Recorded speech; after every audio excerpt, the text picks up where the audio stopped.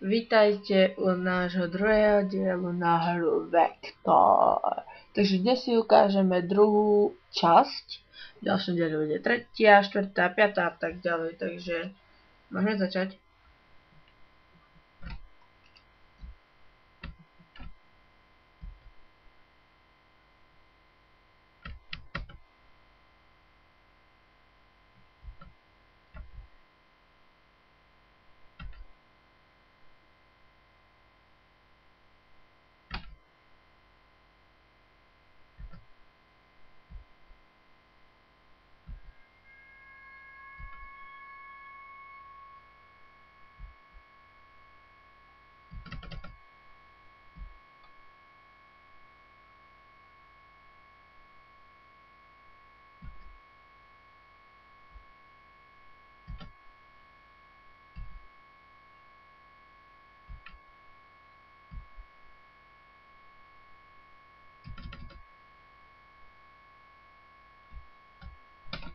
Takže sme u konca druhého diela.